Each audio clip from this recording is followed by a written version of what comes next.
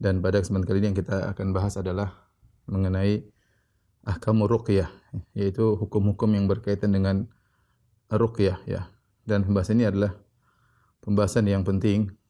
Ya, ada beberapa sisi yang menunjukkan pembahasan ini pembahasan yang penting. Yang pertama, bahwasanya kita sendiri butuh dengan ruqyah ya. Dan kita butuh untuk meruqyah diri sendiri ya. Sebagaimana Nabi sallallahu alaihi wasallam meruqyah dirinya sendiri ya. Nabi sallallahu alaihi wasallam ya mengusap setelah membaca al-muawwidzatain, qul a'udzu birabbil falaq wa birabbin nas, kemudian Nabi mengusap pada tubuhnya.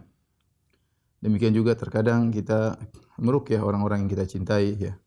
Meruqyah istri terkadang dalam kondisi sakit, atau terkadang kita meruqyah anak kita ya, baik yang besar maupun yang kecil, sebagaimana Nabi meruqyah cucunya, wa idzukuma bi kalimatillahi tammati min kulli syaitanin hama wa min kulli adin lama, ketika Nabi meruqyah Hasan dan Husain ya. Dan juga terkadang kita butuh untuk meruqyah orang-orang sekitar kita yang meminta untuk diruqyah ya. Maka dari sisi ini pembahasan ruqyah penting ya, karena memang kita butuh untuk meruqyah ya. Kemudian yang kedua, di antara hal yang menjadikan pembahasan ini sangat penting adalah bercampur baurnya antara ruqyah yang syar'i dengan ruqyah yang tidak syar'i ya. Sebagian masyarakat tidak mengerti mana ruqyah yang syar'i dan mana ruqyah yang tidak syar'i.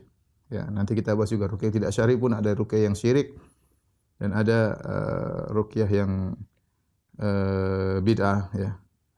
Kemudian yang jadi masalah juga banyak orang-orang menjadikan ruqyah sebagai sarana untuk menyebarkan kesyirikan. Misalnya merintahkan kepada orang pasien agar melakukan ini dan itu, menyembelih kepada selain Allah atau membaca mantra-mantra yang haram ya, sehingga banyak orang terjerumus dalam kesyirikan melalui ruqyah yang salah praktek ya.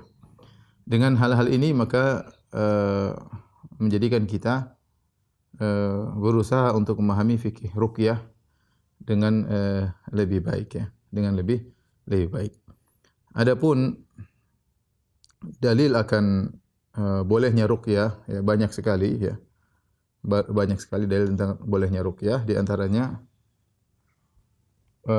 Nabi sallallahu alaihi wasallam meruqyah dirinya sendiri. Kemudian Nabi sallallahu alaihi wasallam juga diruqyah oleh Jibril alaihi salam ya, ketika Nabi sallallahu alaihi wasallam sakit, atau dalam riwayat ketika Nabi sallallahu alaihi wasallam tersihir ya. Kemudian juga Rasulullah SAW meruqyah selain Nabi sallallahu alaihi wasallam.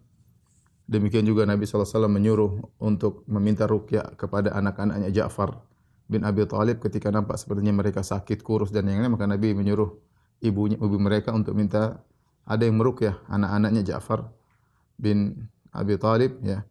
Kemudian juga Rasulullah SAW pernah melihat ya seorang wanita ya, ada masalah di wajahnya, seorang budak wanita, maka Nabi sallallahu alaihi wasallam menyuruh untuk orang-orang agar meruqyah wanita ini, istarqu laha ya, carilah orang agar bisa meruqyah wanita ini ya.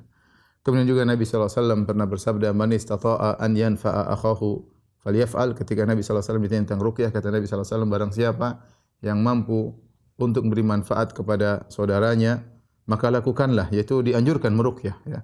Nabi, dan ini menunjukkan manfaat kepada orang lain ya. Bagaimana orang sedang sakit kemudian kita obati dengan ruqyah ya.